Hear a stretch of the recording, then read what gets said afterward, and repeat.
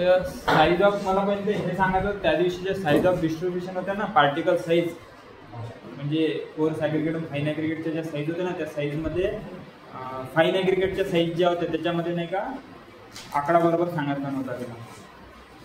म्हणजे मी आकडे बरोबर सांगत होते का 2 मायक्रॉनच्या खाली काय राहते. मी फोटो टाकला होता ग्रुपवर त्याचा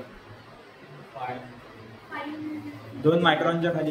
ते साईज सांगताना मी तुम्हाला नाही का साईज वाढत जायला पाहिजे ना छोट्या साईजवरून बरोबर वाढत जाईल तसं तसं शेप बदलते ना. क्लेचे पार्टिकल जे राहते ते काय राहते खूप फाईन राहते. त्याच्यापेक्षा थोडे जाडे कशाचे राहते सीडचे. सीडपेक्षा थोडे जाडे कशाचे राहते रेतीचे. रेतीपेक्षा जाडे कायचे राहते गिट्टीचे. गिट्टीपेक्षा जाडे कायचे राहते ग्रॅव्हल. ग्रॅव्हल नदीत सापडते ते मोठे मोठे गोटे ते काय राहते ग्रॅव्हल. ग्रॅव्हलपेक्षा मोठा राहते त्याच्यावरती एक ऑप्शन आहे कोबेल म्हणतात ते. आता कोबेल काय असते त्याच्यासाठी तुम्हाला क्रोमवर एखादी इमेज जर पाहिलं तर ते कोणत्या पार्टिकलला कोबेल म्हणते ते समजून जाईल. आणि त्याच्यावर काय असते बोल्डर. तर तुम्ही बोल्डर पाहिली आहे गिट्टी पाहिली आहे ग्रॅव्हल पाहिली आहे रेती पण पाहिली आहे तुम्ही सीड पण पाहिली आहे माती पण पाहिली आहे. तर फक्त मग ते कोणत्या पार्टिकलच्या रेंजमध्ये कोणती साईज येते तर हे फक्त नाही का सांगताना थोडं त्या दिवशी चुकलं तर ते तुम्हाला सांगत होतं. आणि मी सांगितले सगळेच बरोबर होते पण त्याची इमेज टाकली आहे पुढचं. पण एकदा मी तुम्हाला फक्त क्लिअर करून देतो. त्याच्यामध्ये सीड जे सांगितलं होतं सीड का सीड नाही सगळ्यात पहिले काय 2 मायक्रॉन आहे. काय सांगितलं तुम्ही 2 मायक्रॉन. तर 2 मायक्रॉन जे आहे 2 मायक्रॉन जे राहते 2 मायक्रॉनच्या खालची साईज MM मध्ये कन्वर्ट करायचं असेल तर याला काय करावं लागेल 1000 ना भागा लागेल. 1000 ना भागलं तर किती होते 0.002 mm. आलं लक्षात काय ते 0.002 mm. त्याच्यापेक्षा खालची साईज तुमच्या स्केलमध्ये येते का 0.002 mm मोजता येते का स्केलमध्ये नाही मोजता येत ना एवढी साईजच नाही ना. त्यासाठी मग स्पेशल साईजच्या सीव राहतात. त्या सीव मध्ये तेवढ्या साईजची बारीक नाही का साईज तयार केली जाते. पण ह्याच्यामध्ये 2 मायक्रॉनच्या खालचं जे आहे की 2 मायक्रॉनच्या खालचं तर ते काय आहे म्हटलं तुम्ही क्ले आहे 2 मायक्रॉनच्या खालचं. त्यानंतर 2 मायक्रॉन 75 मायक्रॉन ते किती 2 मायक्रॉन किती 75 मायक्रॉन ते 2 मायक्रॉन. याच्यामध्ये जे असतं ते काय असते सील्ड असते. काय असते सील्ड. आणि 75 मायक्रॉन किती 75 मायक्रॉन ते 4.75 mm किती 75 मायक्रॉन पासून तर किती 4.75 mm. ह्याच्या मदत काय असते सँड. सँड नाही सोप्या शब्दात ॲग्रिगेट असते. काय असते ॲग्रिगेट. पण त्या ॲग्रिगेटचे बायफर्केशन होते कसं fine aggregate medium size aggregate आणि कोर्स ॲग्रिगेट. त्या फाईन ॲग्रिगेटला आपण म्हणतो सँड आणि कोर्स ॲग्रिगेटला काय म्हणतो आपण गिट्टी. कोर्स ॲग्रिगेट म्हणजे काय असते गिट्टी असते. तर मग जर याच्यात जर आपण पाहिलं किती 75 मायक्रॉन पासून तर कुठपर्यंत येते 4.75 mm. 4.75 mm मध्ये. तर मग याच्यामध्ये जर पाहिलं तर मग ते फाईन कोर्स आणि मीडियम जे आहे 3 याचे त्याच्यात डिस्ट्रीब्युशन दाखवावं लागेल ना 75 पासून तर 4.75 मध्ये. तर मग त्यामध्ये कसं आहे का 75 मायक्रॉन पासून तर 425 मायक्रॉन किती 70 मायक्रॉन पासून तर 425 मायक्रॉन जे असतात ते काय राहते तुमची फाईन ॲग्रिगेट. काय राहते फाईन ॲग्रिगेट. आणि 425 मायक्रॉन किती 425 मायक्रॉन ते किती आलं 2 mm किती 2 mm. याच्या मधात जे राहते ते काय राहते तुमचं मीडियम साईज ऑफ ॲग्रिगेट. किती मीडियम साईज ऑफ ॲग्रिगेट.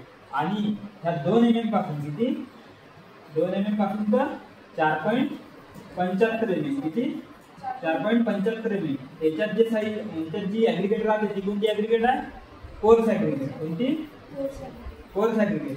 आणि ह्या 4.75 किती 4.75 तर 80 mm किती याच्यामध्ये जे राहते त्याला म्हणतो आपण ग्रॅव्हल. काय म्हणतो त्या ग्रॅव्हल मध्ये पण फाईन कोर्स असे 2 टाईप पडत असतात. याची मदत डिस्ट्रीब्युशन राहते. आणि त्या 80 पासून किती 80 ते 300 mm किती 80 mm ते 300 mm. हे जे राहते याला नाही का कोबेल म्हणतात.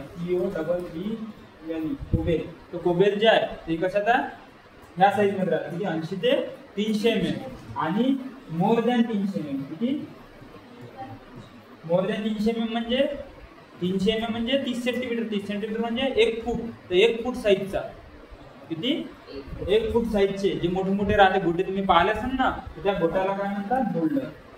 काय म्हणतात 1 फूट किंवा 1 फूटपेक्षा जास्त म्हणजे मग तो 1 फुटाचा असू शकते, 1.5 फुटाचा, 2 फुटाचा. पण जे मोठे मोठे राहते जनरली प्लेन सिलिंगच्या सगळ्यात सुरुवातीला कधी कधी म्हणजे आपण काय टाकतो असतो बोल्डर भरतो. तसे म्हणजे डिस्ट्रीब्युशन आहे. लेस दॅन फक्त वाटत असेल ते हे लेस दॅन नाही राहत, हे रेंज आहे. हे लेस दॅन म्हणजे काय रेंज आहे बघा. स्टील जे राहते 75 मायक्रॉन पासून 2 मायक्रॉन राहते. फाईन ॲग्रीगेट 75 ते 425 मायक्रॉन. मीडियम लेका 425 ते 2 mm. कोर्स मेका 2 mm ते 4.75. ग्रॅव्हल जे राहते ते 4.75 ते 80 मध्ये राहते. 80 ते 300 काय राहते तुमची कोबेल. आणि बोल्डर किती राहते मोर दॅन 300 mm. तर हे असा टाईपचं नाही का डिस्ट्रीब्युशन राहते. हे काय सॉइल क्लासिफिकेशन आहे. Indian standard soil classification system आहे. आलं का लक्षात? हे करू का इरेज करू?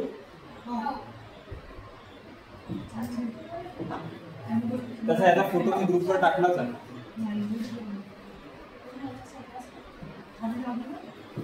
आता याच्यामध्ये नाही का बीम काय असते, बीम जो असा स्ट्रक्चरल मेंबर राहते ज्याच्यावर नाही का व्हर्टिकली नाही का 90 डिग्री काय ते लोड येते. तर हा जो मेंबर आहे त्याला कोणता मेंबर म्हणता तुम्ही बीम. त्यानंतर बेंडिंग काय राहते का बेंडिंग काय ते जनरली कोणतंही वजन आल्याच्या नाही का ते तो बार डिफॉर्म होतो. डिफॉर्म होणे म्हणजे काय ते वाकते. त्या जे वाकते लोड आल्याच्या ना आता मी दाखवणार कॅन्टिलर बीमवर नाही का जसा जसा तुम्ही सरकता तसं तसं लोडच्या ना काय ते गोष्ट वाकते. तर ते जे वाकत आहे डिफॉर्म होत आहे त्याला काय म्हणतात सोप्या शब्दात ते काय बेंडिंग होत आहे. काय होत आहे ते बेंडिंग होत आहे. त्यानंतर प्लेन ऑफ बेंडिंग म्हणजे काय जो ज्या प्लेनवर ते बेंड होतात if the plane of the loading passes through the one of the principal centered axis of the cross section of the beam, the bending is the oblique. The plane of bending काय आहे? centroidal axis मधून जाते तुमचं. If the plane of loading passes through the principal centroidal axis of the beam, the bending is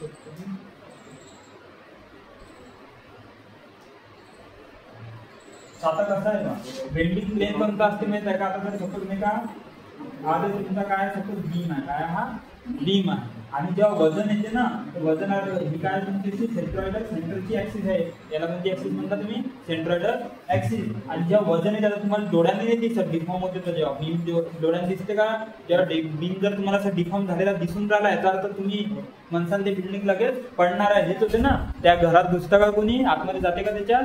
नाही जात कारण risk राहते ना त्याच्यात. तर आता जर ह्याच्यात मायनर मध्ये जे बेंडिंग झालं ते डोळ्यांना दिसते का आपल्याला? नाही दिसत. तर मग आता हे बेंडिंग जेव्हा होते असं कसं आता जर सपोज हे असं बेंडिंग होत असेल अशी बेंडिंग होत असेल ना. आता हे मी मोठ्या याच्यात दाखवा लागते कारण तुम्हाला समजावून नाही तर मी एवढं मायनर मध्ये शो करणार आहे का ते नाही. तर मग हा जो इथून ह्या हा हे जशी ऍक्सिस झाली तसं हेच काय झालं त्याची ऍक्सिस पण अशी होईल ना. मग तशी सेंटरची त्याची ऍक्सिस झाली त्याची पण ऍक्सिस काय सेंटरमध्ये अशी इन्क्लाइन होईल. तर मग ह्याच्यावर जो असा हा जो आडवा असा पोर्शन आहे वरला म्हणजे ऍक्सिस हे जे ऍक्सिस आहे ना अशी याला जर हा कसा हा त्याचा कोणता फ्रंट व्ह्यू आहे ना याला जर टॉप व्ह्यू मधून पाहिलं टॉप व्ह्यू मधून हा असं दिसून ना तुम्हाला मधातली एक लेअर दिसत नाही याच्यात त्याच्या स्लाइस जर लेअर दिसते त्यातली एक लेअर राहील ना ते ही जी लेअर आहे याच्यावर ह्याच्या अलॉंगच सगळं ते काय होतं बेंडिंग होत आहे. मधातला पोर्शन जेव्हा पूर्ण वागते तेव्हा पूर्ण खालचे लेअर वागते ना खालचे मधातले वरचे लेअर वागते आणि सोबत खालचे लेअर वागते. तर हा जो प्लेन आहे याला काय म्हणतो सोल्युशन प्लेन. हा पहिले काय असा एकदम सरळ होता नंतर काय झाला तो बेंड झाला. कोणता प्लेन म्हणतात तुम्ही त्याला? प्लेन काय झाला तो बेंड झाला म्हणजे प्लेन बेंडिंग झाला. कोणता प्लेन झाला? बेंडिंग प्लेन झाला. हा नंतर पॉइंट लोड काय असते? पॉइंट लोड म्हणजे काय जे आपण जे आता ह्या स्ट्रक्चर मध्ये नाही का आपलं वजन काही बिल्डिंग साठी मोठं आहे का? बिल्डिंग मॅटर तरी करते का आपलं वजन एवढं आपण जर उडी मारतो तर फरक पडते का? एवढा नाही पडत. कारण जे डिझाईन करतो आपण ते फक्त आपल्या सिंगल पॉइंट लोड साठी करतो का? नाही. इथं मोठं लोड आहे जसं फॉर एक्झाम्पल हे मोठे टेबल झाले बेंच झाले आलं लक्षात कुठं मशिनरी राहते ना मोठ्या किंवा घरात जर गेलं तर कपाट झालं बेड झालं याचं वजन जास्त आहे सामान जे ठेवतो हे लोड हेवी आहे. हे जे असे एक सिंगल जे लोड आहे त्या लोडला कोणतं लोड म्हणते समजू शकता? पॉइंट लोड म्हणते पॉइंट लोड. हे जे पॉइंट लोड म्हणजे आपण काय सोप्या शब्दात मी उभा आहे काय काहीतरी मी पॉइंट लोड इथं त्याच्यावर देत आहे. मग काय म्हणते पॉइंट लोड कॉन्सन्ट्रेट त्यालाच काय म्हणतो लोड म्हणते अजून कॉन्सन्ट्रेटेड लोड. कॉन्सन्ट्रेट झाला ना एकाच जागेवर आहे ना ते पॉइंट लोड म्हणा किंवा concentrate load one which consider act as a point. Because such आणि आपण काय करतो and has make a distributed over the small area because such small knife edge contact are generally neither possible nor desirable.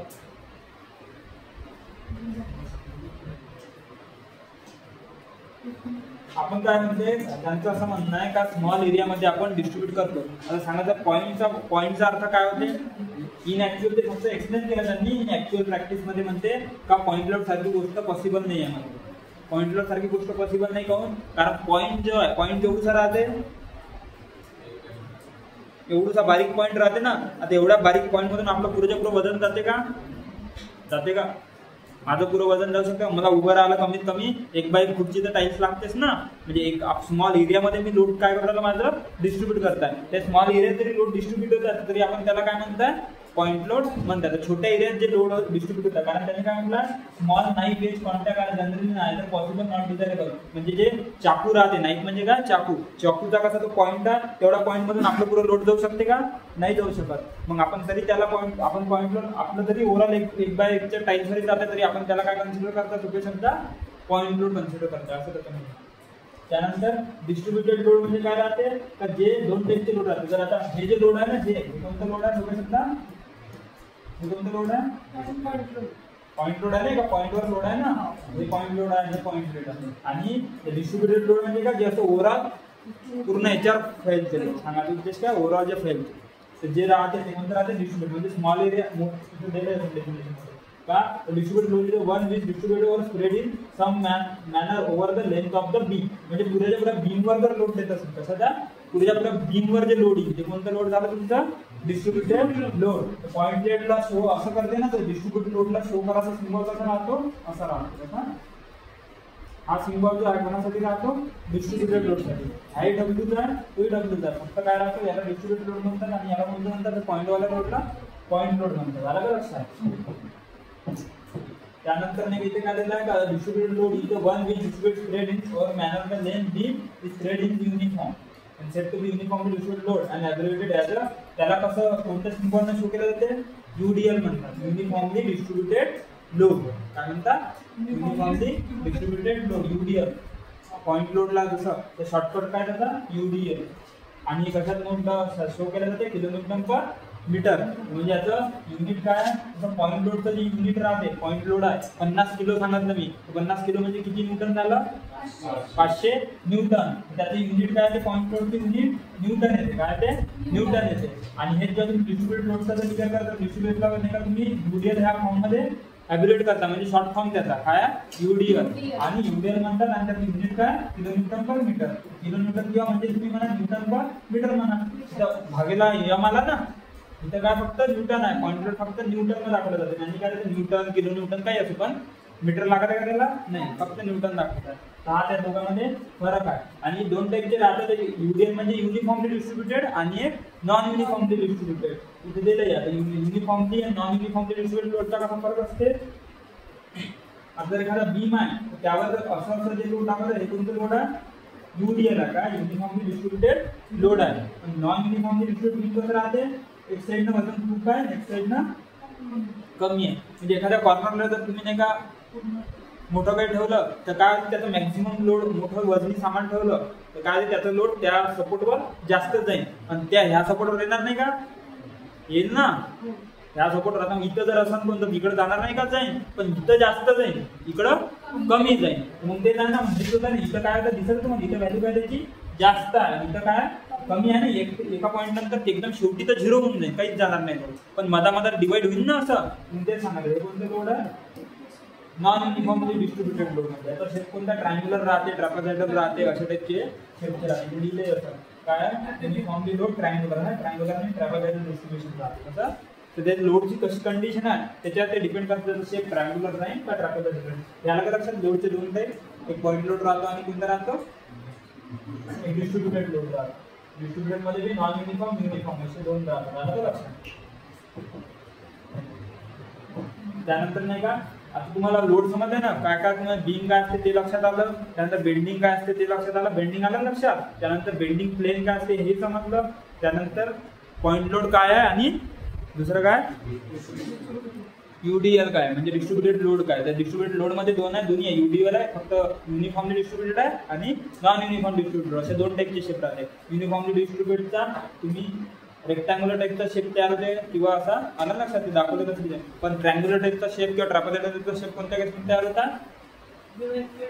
Non uniform distributed load. हा म्हणजे एक side न जाता म्हणजे आता जर सपोज मी ह्या बिल्डिंगच्या एकदम सेंटरमध्ये उभा राहिलो, वजन माझं किती आहे 50 किलो आहे, तर बरोबर माझे 25 किलो कुठं जाईल तिकडं, 25 किलो ह्या सपोर्टवर जाईल. आलं लक्षात. आणि जसं जसं मी इकडे वन साईड सरकत जाईल तर काय होईल, जे साईड माझ्या जवळ राहील तिकडे काय होईल माझं लोड जास्त जाईल. आणि जे आता इकडे 25 जातं त्याच्या पहिले थोडंसं सरकल्यावर काय होईल, पहिले इकडं 24 जाईल, मग अजून थोडा सरकल्यावर 23 जाईल, मग 22, मग 20, असं जितकं दूर जाईल तसं तसं तिकडच्या दुसऱ्या सपोर्टवर काय होईल लोड कमी कमी होत जाईल. एक टाइम असेल का जेव्हा मी पूर्ण त्या सपोर्टवर उभा राहील तर 50च्या 50 किलो वजन त्या सपोर्टवर जाईल आणि इकडच्या सपोर्टवर किती जाईल, 0 जाईल ना. तर हा कन्सेप्ट आहे, आला का लक्षात.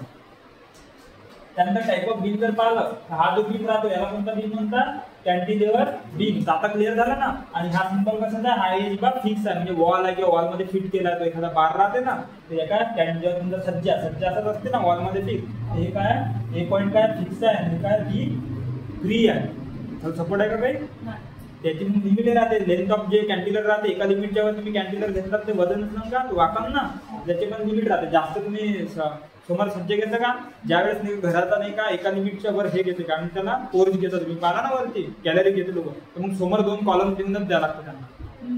द्यास लागते ना, करून द्यावं लागते कारण ते लिमिटपेक्षा जास्त देणार. लिमिटपेक्षा जास्त दिला तुम्हाला 2 कॉलम समोर द्यास लागते. पण लिमिटपेक्षा कमी असेल तर त्या केसमध्ये काय ते तुम्ही नाही कॉलम दिला तरी पण तो वजन तसं बरोबर ह्या सपोर्ट इतके लोड वजन कुठे पाठवते या वॉलवर बरोबर डिस्ट्रीब्यूट करते. आलं लक्षात. मग हा कोणत्या टाईपचा बीम आहे, कॅन्टिलेव्हर बीम. आलं लक्षात. त्यानंतर आता मी तुम्हाला बीम कोणत्या टाईपचे असते ते एकदा सांगून देतो शॉर्टकट मध्ये. कॅन्टिलेव्हर बीम म्हणजे कसा राहतो, जो असा शेप जो आहे हा कोणता बीम आहे, कॅन्टिलेव्हर बीम. कोणता, कॅन्टिलेव्हर बीम. त्यानंतर जर या बीमला 2 सपोर्ट आहे, असे 2 सपोर्ट असतात, हा कोणता बीम आहे, सिम्पली सपोर्टेड बीम. कोणता, सिम्पली सपोर्टेड बीम. हा कोणता तुमचा कॅन्टिलेव्हर बीम. हा कॅन्टिलेव्हर बीम, हा सिम्पली सपोर्टेड बीम. त्यानंतर जर सपोज हा सिम्पली सपोर्टेड बीम असा जर गेला, कसा दिसतंय का, सपोर्टच्या इकडचा पोर्शन काय होत आहे, ओव्हरहँग होत आहे, ओव्हरहँग होत आहे. तर हँग होणं म्हणजे काय, लटकलं ना, हा लटकून आहे ना सपोर्टच्या भरोशात तिकडं, इकडच्या साईडनं काय लटकून आहे. तर या केसमध्ये आपण काय ओव्हरहँग बीम. कोणता, ओव्हरहँग बीम. त्यानंतर कोणता झाला, हा कॅन्टिलेव्हर बीम, हा सिम्पली सपोर्टेड बीम. त्यानंतर हा ओव्हरहँग बीम. या व्यतिरिक्त एक बीम राहतो तुमचा कोणता, हा बीम असा कंटिन्यू एका रूम मधून कंटिन्यू जाते ना. आता जर हे तुमची कॉलेजची जी बिल्डिंग आहे, स्कूलच्या बिल्डिंग मध्ये एका रूम पासून तर शेवटपर्यंत बीम कंटिन्यू जाते. आलं का लक्षात. म्हणजे त्याला प्रत्येक कॉलम लागला राहते ना, तर मग सगळ्या कॉलम मध्ये वजन चालून ते एकाच बीमचं. मग आता सपोज त्या बिल्डिंग मध्ये जर सपोज नाही एका लाईनीत 5 कॉलम आहे, किती आहे, 5 कॉलम आहे. त्या 5 कॉलम हा पुरा असा नाही का बीम जर चालला असून किती चालला, बंद झाला. आता ही एक रूम, हे दुसरी रूम, हे तिसरी रूम, हा बीम कंटिन्यू चालला ना, म्हणून हा बीम कंटिन्यू चालला म्हणून याला नाव काय आहे, कंटिन्युअस बीम. काय म्हणजे नावावरूनच नाव आहे ना, तो कंटिन्यू चालला तर कंटिन्युअस बीम. तर आलं का लक्षात. का बीमचे असे टाईप राहतात, मग कॅन्टिलेव्हर बीम, सिम्पली सपोर्टेड बीम, नंतर ओव्हरहँग बीम आणि कंटिन्युअस बीम. मग कोणत्या केसमध्ये काय राहते, काय डिटेल त्या गोष्टी लागेल जसं समोर तसं तुम्ही एक्सप्लेन करा. आलं लक्षात. करतो कुठून त्या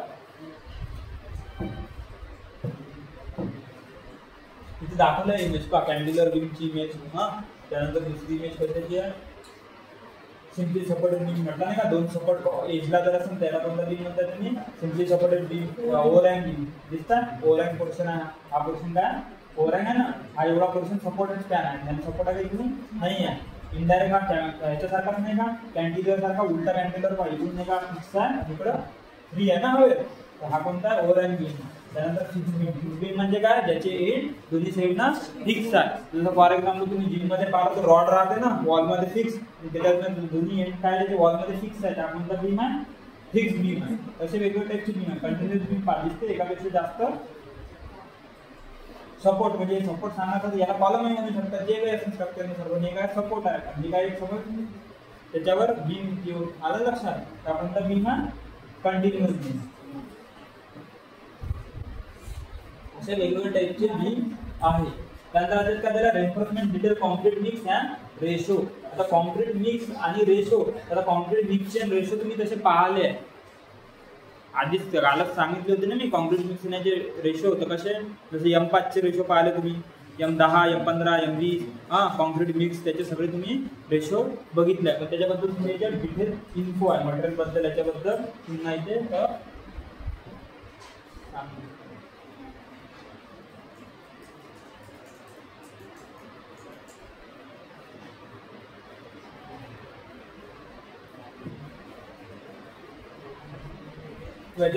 plain cement concrete is too strong in the taking compression and but not other hand it too weak in taking tension. The plain cement concrete म्हणजे काय, PCC. तर PCC तुम्हाला माहिती आहे ना कशा स्ट्रॉंग आहे,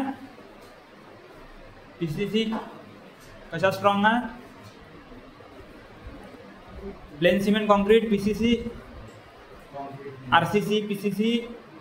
तर PCC कशा स्ट्रॉंग आहे, कॉम्प्रेशन घेऊ शकते पण टेन्शन नाही घेऊ शकत ना. त्याला जर ओढलं PCC तर तुकडा लगेच क्रॅक जाऊन तुकडे पडते ना, पण दाबलं तर लवकर दबते का, नाही दबत. म्हणजे स्ट्रॉंग कशात आहे तो, कॉम्प्रेशन मध्ये, आणि वीक कशात आहे, टेन्शन मध्ये. पण RCC काऊन बनवलं आपण, कारण RCC लोहा जो आहे, लोहा कशा स्ट्रॉंग आहे, टेन्शन मध्ये, आणि वीक काय येत आहे, कॉम्प्रेशन मध्ये. मग त्या दोघाला एकत्र केलं तर मग काय होते, ते दोघे जण काय ते टेन्शन आणि कॉम्प्रेशन मध्ये स्ट्रॉंग होऊन जाते. सांगायचं उद्देश काय, ते स्ट्रॉंग होते. म्हणजे त्यांनी तेच म्हटलं का प्लेन सिमेंट कॉन्क्रीट काय आहे, स्ट्रॉंग इन कॉम्प्रेशन आहे, वीक कशात आहे, टेन्शन मध्ये. आणि by taking tension by concrete member steel is use in it. Tension घ्यायसाठी आपण काय करतो, आपण त्याच्यात स्टील यूज करतात. आणि the concrete which has steel in it taking tension होण्यास काय म्हणते, त्याला रेन्फोर्स सिमेंट कॉन्क्रीट. म्हणजे जेव्हा आपण कॉन्क्रीट मध्ये म्हणते स्टील टाकतो तेव्हा त्याला काय म्हणते RCC म्हणते, रेन्फोर्स सिमेंट कॉन्क्रीट म्हणते. आता हे तुम्हाला माहित आहे ना, RCC कशाला म्हणते, जेव्हा कॉन्क्रीट मध्ये तुम्ही काय टाकता, स्टील टाकता, त्याला काय म्हणतात, आलं लक्षात याचा अर्थ काय. त्यानंतर काय झालं, reinforce cement concrete work shall comprises of following. हे काम करताना कोणकोणत्या गोष्टी लागते, एक फॉर्मवर्क लागते. फॉर्मवर्क म्हणजे काय असते, फॉर्मवर्क, शटरिंग, सेंटरिंग जे राहते त्याला काय म्हणतो आपण, सगळे शब्द फॉर्मवर्क म्हणतो. कॉलमले जे तुम्ही नाही का पाट्या गिट्या लावता, म्हणजे कॉलम भरतात, ते काय, ते स्लॅबले खालून नाही का तुम्ही पाट्या लावता, बीमला लावतात, या सगळ्या काय शटरिंग सेंटरिंग जे करतात त्याला काय म्हणते, सगळे शब्दात फॉर्मवर्क म्हणते. काय म्हणते, फॉर्मवर्क. त्यानंतर रेन्फोर्समेंट लागते. रेन्फोर्समेंट लागत नाही का, त्या रिंगा लागते, बार लागते, या सगळ्या गोष्टी कशा लागते, RCCच्या कामामध्ये लागते. त्यानंतर कॉन्क्रीटिंग कास्टिंग सिक्टू आणि प्री कास्ट. कास्टिंग सिक्टू म्हणजे काय असते, कास्टिंग सिक्टू, कास्ट करणे म्हणजे बनवणे, इन सिक्टू, सिक्टू म्हणजे साइट, ऑन साइट बनवणं. आता तुम्ही जो बीम बनवता, कॉलम बनवता, तो काही साइटवरच बनवता ना.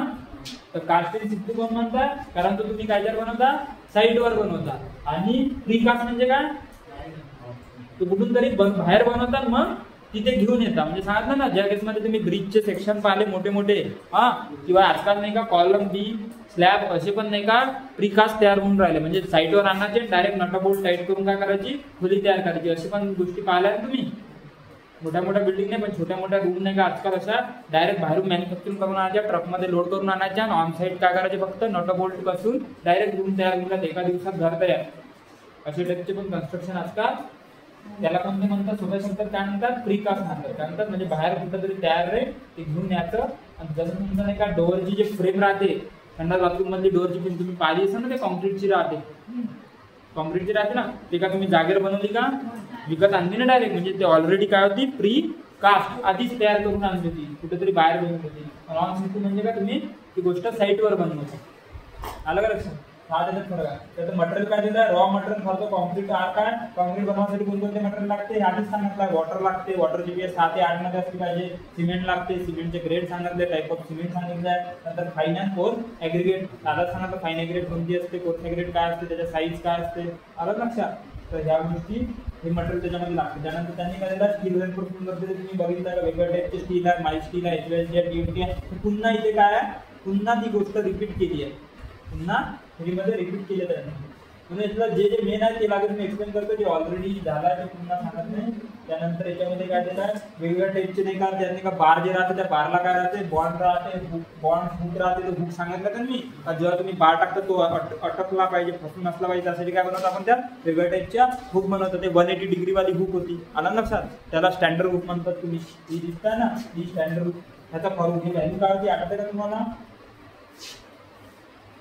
ही किती असते, इथे त्यांनी 40 लिहिलं आहे, इथे 40 लिहिलं आहे, पण इथं फॉर्म्युला होता, काय होता फॉर्म्युला, ते 40 कसे आले,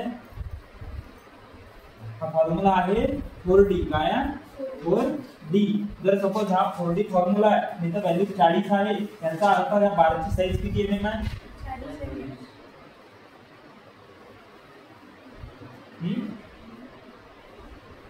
4D आहे ना, D म्हणजे डायमीटर ऑफ बार आहे, व्हॅल्यू इथं 40 आहे, याचा अर्थ हा बार किती एमएम चा असायला पाहिजे, 40 चा जर हा बार असता तर मग किती झाला, 4×16 160 व्हॅल्यू आली असती, 160 नाही आहे, इथं 40 आहे ना.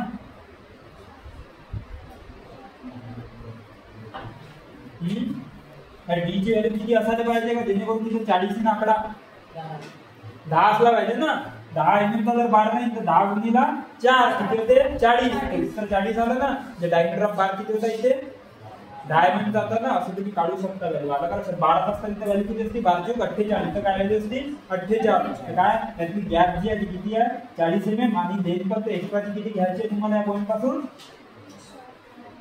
40 एमएम. तर कसा तुम्ही ह्या व्हॅल्यू नाही पाठ करू शकत, पण तुम्ही फॉर्म्युला लक्षात ठेवला, तुम्ही कधी कॅल्क्युलेट करू शकता ना. का 12 एमएम चा 12 संख्या किती 12 48, 16 चा 12 संख्या 64, हे व्हॅल्यू किती राहील 64. तर हे व्हॅल्यू पाठ ठेवण्यापेक्षा कोणत्या एमएम साठी याचा फॉर्म्युला पाठ ठेवणं कधी बेस्ट आहे ना. आलं का लक्षात. हा काय 4D राहते, हे काय कोणती टाईपची हुक आहे, यू टाईप हुक आहे, किती 180 डिग्री, याला कोणती हुक म्हणतात, यू टाईप हुक म्हणतात. कोणती आहे स्टँडर्ड हुक आहे, काय स्टँडर्ड हुक आहे. त्यानंतर मी त्याच्यामध्ये हुकही पाडला, त्यानंतर बेंड पाडले तुम्ही असे, हा 90 डिग्रीचा बेंड आहे ना, कितीचा 90 डिग्रीचा, 135 डिग्रीच्या बेंडावर जनरली रिंग मध्ये बेंड राहते ना, हे पाहिले तुम्ही असे बेंड पाहिले ना तुम्ही, रिंग मध्ये पण असे बेंड राहते, 135 डिग्रीचा बेंड, 50 डिग्रीचे बेंड, 90 डिग्रीचे बेंड, हे काय वेगवेगळे बेंड राहतात, या सगळ्या गोष्टीचा वापर होतो ना. त्यानंतर आता याच्यामध्ये नाही का मी सांगायची गोष्ट होती, ह्या व्हॅल्यू सगळ्या तुम्हाला पाठ ठेवायच्या. कशा ठेवतात तुम्ही, हा टेबल पाठ करण्यासारखा काहीच नाही, फक्त दिसायलाच मोठा टेबल आहे. हा cross section area of mass mean bar, त्याची प्रत्येक व्हॅल्यू तुम्ही स्वतः कॅल्क्युलेट करू शकता. कशी करायची, त्यांनी काय विचारलंय, cross section area of bar, तर 6 एमएम चा जर बार आहे त्याचा एरिया कसा काढतो आपण, 6 एमएम चा जर बार आहे, आपण कॅल्क्युलेट करून दाखवतो मी स्वतः कशा निघते या गोष्टी. काय पण घ्या, क्रॉस सेक्शन एरिया ऑफ बार आहे, तर तुम्हाला एरिया कसा काढतो आपण, सर्कलचा π/4 × d². तर आता जर इथे आपलं 6 एमएम चा बार आहे, म्हणजे डायमीटर किती आहे त्याचा 6 एमएम आहे, तर मग तुम्ही काय करा π/4 × 6 चा स्क्वेअर, डायमीटर किती आहे 6 एमएम, 6 चा स्क्वेअर, त्याची व्हॅल्यू किती येते सांगा, किती येते π/4 36 गेले 9 पाय, 9 पायची व्हॅल्यू पावर किती येते, तर 9 गुणिले 3.24 करा, तर 9 पाय करा, पाय असं ना सिम्बॉल कॅल्क्युलेट ह्याच्यामध्ये 9 पाय ची व्हॅल्यू पहा, पाय सिम्बॉल असं ना, नाही तर मग 9 गुणिले 3.24 करा, थोडीशी कमी जास्त व्हॅल्यू जर तुम्ही 3.24 करसाल तर 9 गुणिले 3.24 करा, किती येते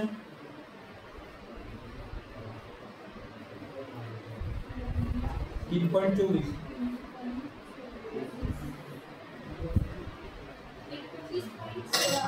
किती आलं 29.16, किती आलं 28.3. हा कोण फरक पडताय, कारण त्या रिडिंग मध्ये जो हा फरक होता, काय चुकवलं, 3.24 केला ना, 9 पाय केला ना, हा बरोबर 9 पाय केला ना, बरोबर 28 पॉईंट हे झाला ना, हे उत्तर येते. काऊन येते, ते फरक काऊन पडतात, नाही बरोबर आहे ते, त्याच्यामागे रिझन एवढा का पायची व्हॅल्यू मी 3.24 जे सांगत आहे, आणि ते कसं राहते 3.24 अजून समोर आकडे राहतात, ते राऊंड फिगर केला मी, 24 जे आहे ना ते राऊंड फिगर केला म्हणून त्याचा ते फरक पडतात, पण जवळच आहे ना व्हॅल्यू. आणि तू काढली ना 9 पायची व्हॅल्यू किती आली 28.27 आला ना, 27 राऊंड फिगर केलं तर काय देते 7 समोर पाठवलं 3च होते ना, म्हणजे काय 28.3. हा काय सगळं शब्द या सगळ्या बारचे काय एरियाज आहे ना, क्रॉस सेक्शन एरिया. तो क्रॉस सेक्शन एरिया म्हणजे समोरचा जो पोर्शन आहे, लंबा बार लंबा नाही, समोरचा जो कटिंग गोल आहे त्याचा तो एरिया आहे तो. तर मग हा हे सगळ्यांचे बार आहे, म्हणजे फॉर्म्युल्यामध्ये जर तुम्ही आता π/4 × 7 चा स्क्वेअर केला, त्याचा एरिया काढला तर काय भेटल, हे व्हॅल्यू भेटल 10चा टाकला तर म्हणजे काय π/4 इंटू 10 म्हणजे 10चा स्क्वेअर 100 म्हणजे π/4 इंटू 100 केलं तर मग काय येते 25 पाय येते. काय येते 25 पाय. 25 पायची व्हॅल्यू जी असते ते काय आहे हे एवढी येते. आलं का लक्षात? किती हे 78.6. तर हे अशा हा फॉर्म्युला आहे. आलं का लक्षात? हे क्रॉस सेक्शन एरिया कसं निघते आलं का लक्षात तुमच्या? हा टेबल काढायचं हे लक्षात ठेवता. तो कोणता फॉर्म्युला आपण फक्त एरिया काढायसाठी π/4 इंटू डी स्क्वेअर. आणि डी च्या ठिकाणी कोणती व्हॅल्यू राहील त्याचा जो व्हॅल्यू असेल 6 असेल तर 6 7 8 10 जे काही जर 16 12 32 40 50 आला लक्षात. जो काही एमएन चा बार आहे त्या डी मध्ये व्हॅल्यू टाकली तुम्हाला याची व्हॅल्यू डायरेक्ट काय भेटते कॅल्क्युलेट करता येते. त्यानंतर नाही का याची पण व्हॅल्यू कशी निघते माहिती आहे? हाय स्क्वेअर आपण राहते फॉर्म्युला 162 का 168 आहे ते एकदा कन्फर्म करायचा. तर कॅल्क्युलेट करून पहा. 6चा 36 भागेला 162 करा बरं. 6चा स्क्वेअर काय 36 होते ना. 36 भागेला 162 करा आणि 162 ला जर ते व्हॅल्यू नाही आली तर मग 168 करा. म्हणजे इथंच कन्फर्म होऊन जाते कुठं. 36 भागेला 162 हां किती येते 0.222 येते का? येते ना 2 म्हणजे मग तो आला लक्षात. म्हणजे याचा फॉर्म्युला काय हाच आहे हाय स्क्वेअर बाय 162 आहे. तर मग तुम्ही ह्या फॉर्म्युल्यात नाही का जेव्हा तुम्ही खायची व्हॅल्यू टाकता म्हणजे इथं 7 आहे तिथे का 49 भागेला 162 किंवा 8 आहे तर 64 भागेला 162 जे करतात ते उत्तर येतात काय ते हे येते. त्याचा काय मास पर मीटर रन केजी. तर त्याचं असं म्हणणं आहे का 6 mm च्या बारचं 1 मीटरचा जर बार घेतला किती 1 मीटर 6 mm चा 1 मीटरचा जर बार घेतला आणि त्याचं जर तुम्ही वजन मोजलं तर ते किती किलो भरते 0.22 kg भरते. म्हणजे 200 ग्राम 22 म्हणजे 222 ग्राम. आलं का लक्षात? इथं वरती एक आला असतात काय असतं मग 1 kg झालं असतं ना. 1 मीटरचा बार घ्यायचा म्हणजे 3 फुटाचा जर बार घेतला लंबा त्या बारचं वजन 6 mm खूप पतला राहते ना त्याचं वजन काही विशेष राहत नाही. पण जसं जसं नाही का तुमचा बारची साईज वाढत तर वजन वाढत. बघा इथं काय झालं 18 mm चा जर बार घेतला तर 1 मीटर मध्ये त्याचं वजन किती भरते 1.58 किती भरते 1.58 म्हणजे किती 1.5 किलो ना. 1.5 किलो आहे. किती आहे 2 किलो. पहा किती mm चा बार आहे 20 mm चा. 20 mm च्या बारचं 1 मीटर मध्ये वजन किती आहे 2 किलो आहे. ते गरज कशासाठी पडते ते गरज याच्यासाठी पडते मग साईटवर कॅल्क्युलेशन करताना बघा एक नाही का तुम्हाला बारची लेंथ किती येतात 13 मीटर. किती येतात 13 मीटर. तुम्हाला माहिती आहे 1 मीटर मध्ये किती किलो भरताय वजन 2 किलो. किती भरतात 2 किलो. मग जर सपोज एका याच्यात 2 किलो म्हणतात 13 मीटर मध्ये किती किलो भरणार किती 26 किलो. आता साईडवर तुम्हाला का फक्त एकच बारची गरज पडते का खूप मोठ्या प्रमाणात माल आणता तुम्ही. तर मग आता जर 26 किलो जर ह्याच्यात होत आहे तर मग आता पकडा तुम्हाला जर नाही का 3 बार किती 3 बार जर घेतले तर आता 3 बार 3 नाही 4 बार जर घेतले तर ते काय ते 100 किलोच्या वर जाते. 4 बार घेतले तर काय ते 100 किलोच्या वर जाते. तुम्हाला ते 4 बार जर बोलवायचे मार्केटमधून तुम्ही त्याला सांगसाल ना त्याला हे सांगता का मग 4 बार पाहिजे नाही. कारण मार्केटमध्ये काही बार असे नाही विकले जात किती बार पाहिजे. मार्केटमध्ये कसं विकलं जाते टन आणि क्विंटलनं विकला जाते लोहा. काय ना टन आणि क्विंटलनं. आता जर सपोज तुम्हाला माहित पडलं तर 26 तुम्हाला जर किती बार पाहिजे सपोज आपण 26 नुसार जर पकडलं किती 26 नुसार जर मग 3 जर पाहिजे असं तर 26 चं किती होऊन आलं 25 ते 75 78 किती 78 किलो. 78 किलो माल होता. आपण समजा आता 78 किलो आहे तर आपल्याला ह्याच्याने एक तर अंदाज आला ॲन ॲव्हरेज आपल्याला तो 78 किलो देणार आहे का. आपण तिथं काय सांगू राऊंड फिगर करून आपण सांगू मला किती पाहिजे 1 क्विंटलचा माल पाहिजे. किती पाहिजे 1 क्विंटलच्या मालमध्ये काय होईल तुमचं काम होऊन जाईल ना. ते असं कॅल्क्युलेट करायचं काम नाही. ते समजलं का तुम्हाला. तर म्हणजे पर मीटर जर तुम्हाला जर वजन माहित असलं तुम्ही ओव्हरऑल वजन काढू शकता. तुम्हाला किती क्विंटल पाहिजे किती टन पाहिजे तुम्ही याच्यावरून कॅल्क्युलेट करू शकता. आलं का. तर वेगवेगळ्या केसमध्ये काम पडते पण एस्टिमेट बनवताना किंवा बऱ्याच वेळेस त्याचं काम पडतं. तर हे आलं लक्षात कशी पद्धत आहे. महत्वाचं काय त्यातलं तुम्हाला हे 2 फॉर्म्युले आलं लक्षात. हा आणि हा कोणत्या शेपसाठी आहे हाय स्क्वेअर बाय 162. हा आहे फॉर्म्युला कोणत्या राऊंड शेपसाठी. कोणता राऊंड शेपसाठी. स्क्वेअर शेपसाठी वेगळा फॉर्म्युला त्याच्यासाठी वेगळा फॉर्म्युला. त्यानंतर नाही का तर हे अलग लक्षात टेबल काय कमी काहीतरी सांगायचा मुद्दा होता. हा काय क्रॉस सेक्शन एरिया आणि हे काय आहे त्याची मास पर मीटर किती वजन आहे त्याचं, किती पर मीटर, इथे ना मीटर पर मीटर लिहिला काय, पर मीटर म्हणजे 1 मीटर. आला लक्षात, एका मीटरला किती वजन आहे ते त्याच्यात दिलं आहे. हे कसं ह्या व्हॅल्यू पाठ नाही करू शकत ना आपण. तुम्ही बाहेर असले, तुम्हाला जर काहीतरी कॅल्क्युलेट करायचं असेल पाठ करायचा का, त्याचा फॉर्म्युला जर डोक्यात पाठ असला 5/162 आहे, लगेच तुम्ही 5 म्हणजे स्क्वेअर टाकून दिला, त्याला भागून दिलं त्या बारच्या स्क्वेअर ना. आलं का लक्षात, त्याला भागून दिलं 162 ना, तुम्हाला एका मीटर किती भेटून जाते. हा टेबल पाठ करायची गरज आहे का, तर फॉर्म्युला पाठ असेल तर मेन महत्वाचा काय याचा फॉर्म्युला लक्षात असणं. काय महत्वाचा फॉर्म्युला 5/160. तो कुठे दिलाय का मेन्शन करून, इथं नाही देत मेन्शन करून, पण ह्या गोष्टी वाचून नाही म्हणून माहित आहे ह्या गोष्टी. त्यानंतर हा एरिया पण कसा आहे कसा, नाही तर मग एखादा काय करत बसून हा टेबल काय करत बसून पाठ करायची गरज आहे का पाठ करायची. ठीक आहे. त्यानंतर याच्या समोरचा जो टेबल दिला आहे हा ग्रेड ऑफ कॉन्क्रीट नाही का, वेगवेगळे ग्रेड ऑफ कॉन्क्रीट हे मी आधीच सांगितलं तरी ते एकदा सांगून देतो. तर M5 ते M7.5 हा कोणता ग्रेड कॉन्क्रीट आहे, याला लीन कॉन्क्रीट म्हणतो. कोणता, लीन कॉन्क्रीट. आणि त्याची कॉम्प्रेसिव्ह स्ट्रेंथ किती राहते, M5 ची किती राहते,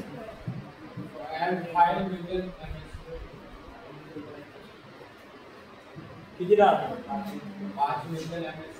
5 न्यूटन पर mm². याची काय 7.5 न्यूटन पर mm². किती दिवसानं, 28 दिवसानं. किती 28 दिवसानं. आणि काय म्हणते त्याला किती mm चा क्यूब घेतो तो आपण, 150 mm किंवा 15 सेंटीमीटरचा क्यूब घेतो. 15 सेंटीमीटर क्यूब. कॉम्प्रेसिव्ह स्ट्रेंथ किती 150 mm म्हणजे 15 सेंटीमीटरचा क्यूब आहे. किती 28 दिवसामध्ये किती ताकद देते तो, M5 ची काय 5 न्यूटन, 7.5 ची काय 7.5 न्यूटन. हा आकडा तो काय असते, त्याची कॉम्प्रेसिव्ह स्ट्रेंथ असते. 10 चे 10, 15 चे 15, 20 चे 20 दिसतं नाही आकडे दच्चे जसे आहे, ते दच्चे त्याची ताकद आहे. फक्त किती दिवसानं ते तुम्हाला क्लिअर झालं ना, 28 दिवसानंतर राहते ही ताकद. त्याच्यानंतर हे याच्यामध्ये M5 ते M7.5 कसं येते, लीन कॉन्क्रीट मध्ये. त्यानंतर M10 ते M20 कसं येते, ऑर्डिनरी कॉन्क्रीट. याचे बायफर्केशन केले. स्टँडर्ड कॉन्क्रीट किती झाले, M25 पासून ते M55 आणि M60 पासून ते M80 काय झाले तुमचे हाय स्ट्रेंथ ग्रेड ऑफ कॉन्क्रीट. त्यात याचे तुम्हाला रेशो माहित आहे. M5 चा रेशो काय आहे माहित आहे ना, काय आहे 1:5:10. याचा काय 1:4:8. याचा काय 1:3:6. M15 चा काय 1:2:4 आणि M20 चा 1:1:3 आणि याचा किती आहे 1:1:2. हे असे रेशो पण तुम्हाला पाठ आहे. 1 म्हणजे सिमेंट, 5 म्हणजे रेती आणि नंतर 10 काय ते तुमची गिट्टी. हा, आणि याच्या पाण्याचं पण कंटेंट दिला. पाण्याच्या कंटेंटचा फॉर्म्युला कसा होता, काहीतरी पहिले 28 व्हॅल्यू घ्यायची, 2 ऍड करायचे, मग काय ते 30, मग काय ते 32, मग जर केलं तर काय ते 34 आणि मग काय ते 15 दुने 30, 15 3 45, 15 2 60. तर पावर तुमचं इथंच पाटणे झालं का किती लिटर पाणी लागते, 60 लिटर लागते, 45 litre, 34 litre, 32 litre, 30 litre, 28 litre. त्या व्हॅल्यू खरंच खूप डोक्याला ताण आहे का. जर सपोज सिस्टमॅटिक लक्षात ठेवलं तर 28 पासून सुरू केलं, नंतर सरळ घेऊन गेलं तर बरोबर तुमच्या व्हॅल्यू पण पाठ होऊन गेलं. रेशो पण 1:5 डबल केलं तर कसं व्हॅल्यू आला ना लक्षात. तर असं लॉंग टर्म मध्ये या गोष्टीचं लक्षात राहतं, टेक्निक मध्ये तुम्ही लक्षात ठेवलं. ठीक आहे.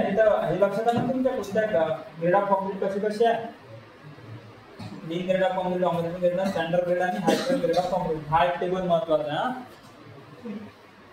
त्यानंतर काय दिलं इथे, काय दिलं कॉन्क्रीट प्रपोर्शन. ते पुन्हा इथे कॉन्क्रीट प्रपोर्शन दिलं. हे पाठ आहे तुम्हाला 1:4:8, 1:3:6, 1:2:4, 1:3:3, 1:1:2, M7.5 M सांगितलं. हे M7.5 पण तुम्हाला याच्या वरचाही माहिती आहे, M5 चा रेशो माहिती आहे तुम्हाला. आलं का लक्षात. हे फक्त मिक्स करायला कॉन्क्रीट M4 काय असते, मिक्स. हे मी आधीच सांगितलं तुम्हाला, M4 काय असते मिक्स. आणि जे समोरचं जे राहते व्हॅल्यू ते काय राहते, त्याची 28 दिवसानंतरची स्ट्रेंथ राहते. कोणत्या साईजचा क्यूब, 150 mm साईजचा क्यूब. हे सगळं कशात दिलं का, IS मी म्हटलं नाही का, IS 4566 आहे. ते आम्ही मनाने नाही बोलता की हे त्या स्टँडर्ड IS कोड मध्ये दिलेल्या ह्या व्हॅल्यू आहे सगळ्या. त्यानंतर इथे अजून काय दिलं, पुन्हा तेच लिहून दिलं की बा M4 मिक्स राहते 150 mm साईजचा क्यूब आणि 28 दिवसामध्ये स्ट्रेंथ काय देते न्यूटन पर mm² मध्ये. त्यानंतर नाही का proportion total contribution fine aggregate to 50 kg cement. आता 50 kg सिमेंट म्हणजे काय झालं, एक बॅग ऑफ सिमेंट. एक बॅग ऑफ सिमेंट मध्ये नाही का तुम्ही काय सांगितलं आहे, तर किती किलो. आता कसं तुम्हाला काय रेशो माहित आहे, काय माहित आहे, रेशो माहित आहे. पण रेशो कसा माहित आहे, तो रेशो डिपेंड करते तुम्ही कोणत्या युनिट मध्ये घेता. युनिटमध्ये म्हणजे जसं तुम्ही टोपल्यानं जर घेतलं, एक बॅग जर सपोज सिमेंट घेतलं, मग एक बॅग तुम्ही 5 बॅग काय टाकू राहिले तिथे M5चं जर मटेरियल बनवत असाल तर 5 बॅग तुम्ही रेती टाकत आहे, 10 बॅग काय टाकत आहे, गिट्टी टाकत आहे. तर असा हा फॉर्मॅट आहे ना. पण हे कशात झालं, ह्याच्यात काही केजी मध्ये मोजता येतं का तुम्हाला? नाही. तर जर केजी मध्ये घ्यायचं असेल ते कसं घ्यायचं ते त्याच्यात मेन्शन केलं, एक बॅग सिमेंटसाठी. त्याचं म्हणणं असं आहे, जर तुम्ही M5चं काय बनवत आहे, ग्रेड ऑफ कॉन्क्रीट बनवत आहे, M5च्या ग्रेड ऑफ कॉन्क्रीट साठी रेशोचा वापर नाही करता आपण. हे विचारलं का मग किती फाईन आणि कोर्स ऍग्रीगेट सम म्हणजे ऍडिशन, म्हणजे दोन्ही दोघांचं वजन. फाईन ऍग्रीगेट घ्यायची आहे ना, कोर्स ऍग्रीगेट घ्यायची, आणि त्या दोघांचं वजन घ्यायचं. ते वजन किती केजी असलं पाहिजे म्हणते, 800 केजी. म्हणजे काट्यावर मोजायचं तर 800 केजी लागत. कोणतं M5 किती बॅग मालचा, एक सिमेंट बॅग. म्हणजे जर तुम्ही दुकानात गेले 1 किलो काय आपलं एक सिमेंटची बॅग घेऊन आले आणि एक सिमेंटची बॅग घेऊन आल्यानंतर तुम्हाला त्याच्यात किती रेती आणि गिट्टी टाकायची आहे, किती रेती आणि गिट्टी टाकायची आहे हे जर तुम्हाला मोजायचं असेल काट्यावर, तर त्याच्यात किती मोजता तुम्ही, 800 केजी. 800 केजी मोजून टाकसान तर ते कोणता ग्रेड होईल, M5. 625 टाकसान तर किती होईल, 7.5. 480 M10 साठी, 330 M15 साठी, 250 कोणासाठी, 20 साठी. अशा टाईपच्या त्या व्हॅल्यूज आहे. अलग लक्षात आहे. म्हणजे वेगवेगळ्या मेथड आहे बनवायचं कॉन्क्रीट. सांगितलं ना मी, रेशोची मेथड आहे, केजी मध्ये कसं टाकायचं ते एक मेथड. अलग लक्षात. त्यानंतर इथे काय दिला, हे ह्याच्याबद्दल दिला का मी, एक गोष्ट ऐकून घ्या. Reduction of the strength of cement with the passage of time. तर त्याचं असं म्हणणं आहे का जे आपण सिमेंट आणतो विकत काय आणतो, घरी सिमेंट आणतो. तुम्ही मोठ्या मोठ्या दुकानात पाहिलं असेल, तुम्ही सिमेंटच्या बॅग घेऊन येतात. मग ते सिमेंटची बॅग जेव्हा घेऊन येतात तर ती बॅग जितके दिवस जास्त राहील तशी त्याची काय होते, स्ट्रेंथ कमी कमी होते. काय ते स्ट्रेंथ कमी कमी होते. तर जसं फ्रेश सिमेंट कॉन्क्रीट आणसान त्याची स्ट्रेंथ कमी होईल का, मग हळूहळू जसे जसे दिवस जात राहील तशी त्याची स्ट्रेंथ काय होईल, कमी होत जाईल. आता सोप्या शब्दात जर मी तुम्हाला समजून सांगायचं जर गेलो, आपण फ्रेश कॉन्क्रीट आणतो, काय आणलं, फ्रेश सिमेंट आणतो, कॉन्क्रीट सिमेंट. आणि समजासाठी आकडा काय घेतो, 100 घेतो. तसे ग्रेड काय राहते, 33, 43 आणि 53. म्हणजे 53 न्यूटन पर mm². मग त्याची स्ट्रेंथ कशी कमी होते, तर त्याचे तेवढे पर्सेंट काढून तुम्हाला कमी करायला लागतात. पण ते कॅल्क्युलेट करायला थोडा वेळ लागतो. म्हणून सोपं काय सांगता मी, जर आपण सपोज 100 न्यूटन मला आणलं सिमेंट, कोणता 100 न्यूटन जागा अवेलेबल नाही आहे, 53च आहे ना.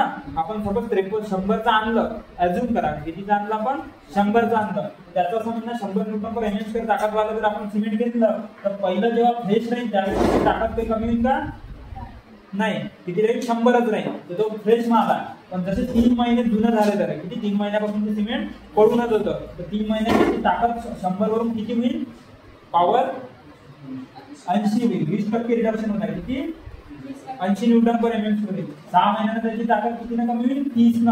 म्हणजे किती राहील, 70. त्यानंतर किती न होईल, 40 न. म्हणजे 12 महिन्यांची ताकद राहील त्याच्यात 60. आणि 24 महिन्यांना किती, 24 महिने म्हणजे 2 वर्ष. 2 वर्षांना 50% म्हणजे किती ताकद राहील, 50 न्यूटन पर mm². म्हणजे सांगायचा उद्देश काय, जर सपोज तुम्ही 33 ग्रेडची सिमेंटची बॅग आणली, किती, 33ची. तर 33ची जर बॅग आणली आहे तर त्याची जर तुम्ही 2 वर्षानंतर जर मार्केटमधून खरीदली, ते पडून होती, आणि 2 वर्षानंतर जर ताकद ते खरीदलं सिमेंट, त्याची म्हणालाच ते 33 राहील. पण ऍक्च्युअल मध्ये त्याची पॉवर काय होईल, जशी गुढीची एक्सपायरी होईल तशी त्याची पॉवर कमी होत नाही का मार्केटमध्ये, तसे सिमेंटची पण ताकद ते कमी होते. म्हणजे त्याची 50% होईल. 33चे 50% किती होते, 32 म्हणजे काय होईल, 16.5. किती, 16.5 न्यूटन पर mm². म्हणजे तुम्हाला वाटेल तुम्ही 33 ग्रेडचं सिमेंट घेतलं, पण ऍक्च्युअल मध्ये तुम्ही घेतलं कितीचं, 16.5च घेतलं. काहून, तर 2 वर्ष झाले त्याच्याने त्याची ताकद तेवढी कमी झाली. म्हणजे जिथं तुम्हाला एक सिमेंटची बॅग टाकायची गरज होती तिथे तुम्हाला किती टाका लागल, 2 टाका लागल ना, कारण त्याची ताकद काय झाली, अर्धी झाली. हे दिलेलं याच्यात का कशा प्रकारे स्ट्रेंथची वेळेनुसार, पॅसेज ऑफ टाइम म्हणजे काय, वेळेनुसार ताकद त्याची काय होते, कमी होते. हे गोष्ट समजली का तुम्हाला, स्ट्रेंथ रिडक्शन सिमेंटची कशी कमी होती. इथं फक्त टेबलच आहे, बाकी काही विशेष आहे नाही. त्यानंतर याच्यात काय देत आहे का, table showing mix proportion by weight under normal mix for the different grade of concrete. The different grade of concrete साठी कशा टाईपनं आपण मिक्स तयार करतो, मिक्सिंग तयार करतो. तर M5 जर पाहिलं ते इथे ग्रेड ऑफ साईज पण दिला आहे. तुम्ही जर ग्रेड ऑफ कॉन्क्रीट कितीचं बनवता म्हणजे तुम्ही M5चं कितीचं, 28. मोठं झूम बरोबर कमी दिसतंय का तुम्हाला, आता दिसते बरोबर, हा शेवटचा टेबल आहे. हा जो M5 तुम्ही काय बनवता ग्रेड ऑफ कॉन्क्रीट बनवता M5 च्या ग्रेड ऑफ कॉन्क्रीट मध्ये maximum size of course aggregate म्हणजे गिट्टी आणि त्याची काय मॅक्झिमम साईज M5 चं जर तुम्ही कॉन्क्रीट बनवत असाल तर मॅक्झिमम साईज किती अलाव आहे म्हणजे 40 mm गिट्टीची साईज आहे 40 mm म्हणजे 4 सेंटीमीटर 40 mm म्हणजे 4 सेंटीमीटर तर 4 सेंटीमीटर पेक्षा जास्त मोठी गिट्टी काय लागेल त्याच्यात चालणार नाही त्याच्यात काय चालणार नाही तर मग त्यांचं असं म्हणणं आहे का जर M5 चं कॉन्क्रीट बनवत असाल तर मॅक्झिमम साईज म्हणजे 3 सेंटीमीटर चालन 2 सेंटीमीटर चालन पण 4 सेंटीमीटरच्या वरची तुम्ही गिट्टी घ्यायला नाही पाहिजे हे 40 किती M5 साठी किती दिला 40 त्यानंतर M ह्याच्यासाठी 40 10 साठी पण 40 आणि 20 मध्ये 20 ची जर घेत असाल तर त्या केस मध्ये 20 च्या टाईपचा पण मटेरियल बनवतो तुम्ही जेव्हा साईजची मॅक्झिमम ऍग्रीगेट 20 mm म्हणजे 2 सेंटीमीटरच्या वरच्या साईजची ऍग्रीगेट नाही आहे तर त्या केस मध्ये कशा टाईपचं मटेरियल घ्यायचं त्याचे रेशो दिले त्यानंतर M5 साठी 40 20 आणि इथे किती 10 आणि 12 12.5 mm ची गिट्टी राहते आणि किती आहे M20 साठी 20 mm ते काय देतं का ज्या वेळेस जेवढ्या मॅक्झिमम साईजची ऍग्रीगेट आहे त्या केस मध्ये कशा टाईपचा माल बनवला जाईल रेशो तर माहिती आहे तुम्हाला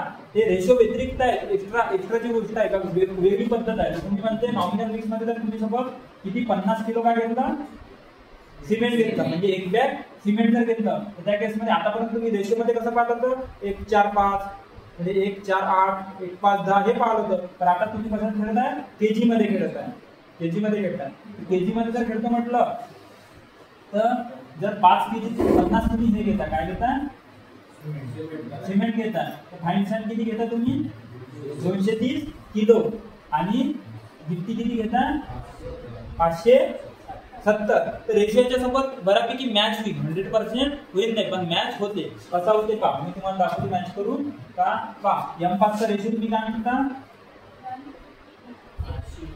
1 5 आणि 10 आता तुम्ही पा एक म्हणजे आपण काय घेतलं 50 एक म्हणजे काय घेतलं आपण 50 केजी घेतलं ना तर 5 म्हणजे किती केजी मिळते 5 5 25 म्हणजे किती होऊन राहिला 250 किती होता 250 आणि 50 एक म्हणजे 50 आहे तर 5 म्हणजे 250 10 म्हणजे किती झाले मग किती झाले हे समजलं तुम्हाला तर मग ह्याच्यात जवळच्या व्हॅल्यू असल्या पाहिजे तर पेपर मध्ये क्वेश्चन दिसला का एवढा विचार करायची गरज आहे का तुम्ही हे जरी काढू शकता तर अंदाज घेऊ शकता ना ऑप्शन वरून तर बघा 50 मॅच झाला 250 230 थोडासा गॅप आहे पण मॅच आला ना किलो मध्ये थोडा फरक पडत हे 500 इथे किती आहे 570 म्हणजे स्थानाचा उद्देश तेच आहे ना रेशो त्याच्यासोबत मॅच होत आहे ना तर रेशो त्याला मॅच होतो रेशो वरून तुम्ही नाही व्हॅल्यू जरी पाठ असल्या तरी केजी वाला तुम्ही ऑप्शन पकडू शकता कशाच्या बेसवर फक्त याच्या बरोबर आला का लक्षात हे प्रत्येक गोष्ट पाठ करायची गरज आहे का हे टेक्निक सांगत नाही मी आला का लक्षात नाही तुम्ही हे पाठही करू शकता थोडंसं उंचीच बीज आहे पण ऑप्शन वरून तुम्हाला क्लिअर होऊन जाते ना पण सांगायचं का तुम्हाला का सायंटिफिक घ्यावं लागेल 230 केजी आपण काय रेशो पाहिलं तर 250 केजी 20 केजी हा कमी होऊन झाला आणि पर सायंटिफिक किती 570 आपण 500 केजी तर घेतात याने गिट्टी वाढवली रेती कमी केली बस हेच सांगायला लागली मग तर नाही का या 7.5 बनवत असेल तर 180 किलो हे घ्या 450 आणि सगळ्याच्यात रेशो तुमचा तो काढता ना तो बऱ्यापैकी आसपास त्याच्यात येतात जर तुम्ही नाही का अजून दुसरे 40 मिनिटच्या केसमध्ये तुम्ही 140 काय घ्या सॅन घ्या 340 अशा वेगवेगळ्या प्रकारे तुम्ही किलोचं वजन घेऊन काय बनवू शकता मटेरियल तयार करू शकता आला का लक्षात इथे हे सॅन घ्यायची हे काय घ्यायची कोर्स ऍग्रीगेट घ्यायची आणि इथे हे दिलं तर यूज काय होते तर हे लीन कॉन्क्रीट साठी यूज होईल कशासाठी लीन कॉन्क्रीट सांगितलं मी तुम्हाला तसं रॉक कामासाठी जे वापरत ते कोणता लीन कॉन्क्रीट त्या केसमध्ये तुम्ही कोणता वापरता M5 चा ग्रेड वापरता त्यात नाही असे जर तुम्ही काटा तुमच्यासाठी वजन मोजा तसं तसं तुम्ही मटेरियल टाका तुम्हाला काय त्याचं तयार होईल त्यानंतर नाही का लेवलिंग कोर्स साठी पण लेवलिंग कोर्स पण ज्यावेळेस तुम्ही एक्सकॅव्हेशन करता मग खड्डा जेव्हा खणणार आहे त्या खड्ड्यामध्ये असा एकदम प्लेन फिनिश खड्डा भेटते का तुम्हाला खोदणारा एवढा परफेक्ट खोदते का त्याचे कुदळ तिकडे तिकडच लागते ना खालीवर तर मग तो पोर्शन प्लेन करत असते तर तुम्हाला प्लेन करायचा आहे त्या केसमध्ये तुम्ही कोणता हेली कॉन्क्रीट टाकू शकता लेवल करायचा विचाराने तुम्ही कोणता वापरता M5 वापरता त्यानंतर M7.5 त्यानंतर दच्च्या लेवलिंगच्या केसमध्ये M7.5 वापरत नाही लेवलिंगच्या केसमध्ये त्यानंतर हे प्लेन पीसीसीच्या केसमध्ये तुम्ही M10 वापरता मी आधीच सांगितलं पीसीसी मध्ये कोणता ग्रेड ऑफ कॉन्क्रीट वापरते माहिती आहे ना फाउंडेशन टाकायच्या आधी तो पीसीसीचा जो वापरतो आपण 4 इंची 5 इंची आपण थिकनेस घेतो पीसीसीची त्यात कोणता ग्रेड वापरतो कमीत कमी M10 10 कोणता वापरतो M10. त्यानंतर पीसीसी मध्ये नाही का काम पडलं तर M15 ते वापरतो. हे डिपेंड कशावर करते, वजन कोणतं येत आहे, वजन किती त्याच्यावर मॅटर करते ना. तर M10 पण वापरते. आणि रेनफोर्स वर्क मध्ये कोणतं वापरते, M20. तर मी सांगितलं आहे तुम्हाला, तर तुमचा कॉलम असला, हेवी लोडेड कॉलम असला, बीम कॉलम, याच्यामध्ये तुम्ही जनरली कोणता वापरता, तुम्ही M20 वापरता. वजनावर डिपेंड आहे. M15 वापरतो आपण बीम कॉलम मध्ये, पण M20 रेनफोर्स वर्क मध्ये जास्तीत जास्त करून वापरतात. म्हणजे रेनफोर्स वर्क मध्ये स्पेशली M20 तुम्ही मॅक्झिमम केसमध्ये वापराच लागतो. त्याच्यासाठी ते सांगा. हा टेबल आला का लक्षात, काय तो रेशोवालाच टेबल आहे. फक्त त्यांनी जे आपण रेशो मध्ये शिकलो ते जर टाईप दाखवलं केजी मध्ये दाखवलं. तर तुम्ही 1 बॅग सिमेंट राहतो ते 50 किलोच्या फॉर्म मध्ये स्लो केलं. समजलं काय, काय सोप्या शब्दात काय टेबल, हा फक्त 50 किलो वाढायचं. हो M5 ला आहे का, त्याच्यामध्ये ऍग्रीगेट घेतलं, सिमेंट घेतलं. हा, तर त्याच्या रेशोनुसार त्या गोष्टी आपल्या रेशोनुसार माहित होतं. हे फक्त किलोनुसार दाखवलं. त्याच्यामध्ये M5 जे काही मटेरियल बनणार ते 800 kg बनणार.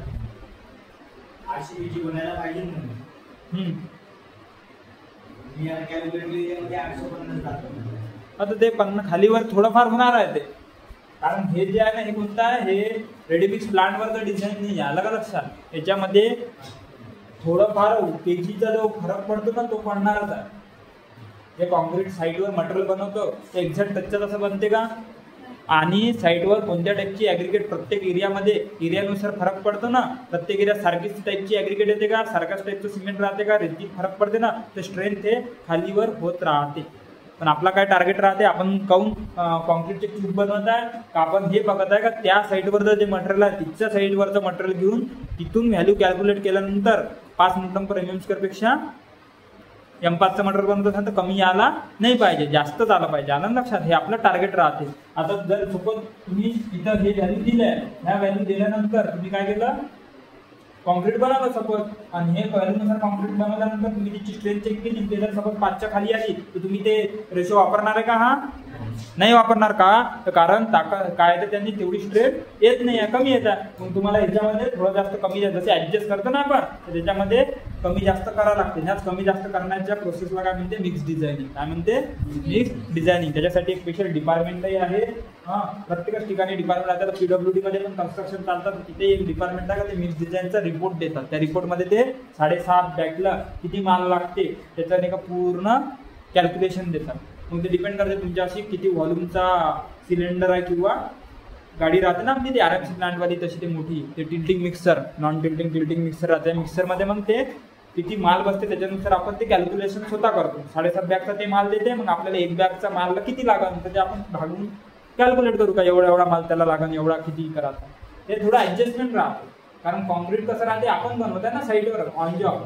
जो लोहा बनवतो तो कुठं बनताय, कंपनीत. त्याची एक स्टँडर्ड प्रोसिजर आहे, म्हणून त्यात जास्त फरक डेव्हिएशन येते का, डेव्हिएशन म्हणजे फरक पडते का, जास्त नाही पडत. पण हे जे ऑन साईटवर गोष्टी बनतात त्याच्यामध्ये बराच फरक पडतो, कारण मटेरियल प्रत्येक ठिकाणी सारखं राहत नाही. सिमेंटचाही फरक पडतो, गिट्टीचाही फरक पडतो, रेतीचाही फरक पडतो, इव्हन पाण्याचा पण फरक पडतो. आलं का लक्षात. आणि एन्व्हायरमेंट लोकेशनचा फरक पडतो. राजस्थानमध्ये कन्स्ट्रक्शन करसा, विदर्भात कन्स्ट्रक्शन करसा, तेच तुम्ही हिमालयात कन्स्ट्रक्शन करता, सगळ्या ठिकाणी सारखंच काय होणार आहे का. हिमालयात कन्स्ट्रक्शन करायला जासान तर तिथं थंडी जास्त आहे, लवकर सिमेंट काय होऊन जाईल, कडक होऊन जाईल ना, बर्फ होऊन जाईल ना, पाण्याचा वापर करता येईल का. लोकेशनही मॅटर करून राहिलं ना कॉन्क्रिटिंग करताना, तर खूप सारे फॅक्टर नाही का मॅटर करतो. कोणत्या केसमध्ये, कॉन्क्रिटिंगच्या केसमध्ये.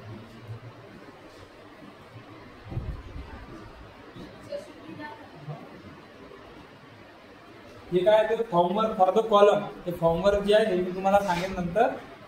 जे सेंटरिंग याच्यासाठी कसं वापरलं जाते, कोणत्या टाईपचे फॉर्मवर राहते, वॉल हे दिसतं ना फॉर्मवर, वेगळ्या टाईपचे फॉर्मवर आहे. ठीक आहे.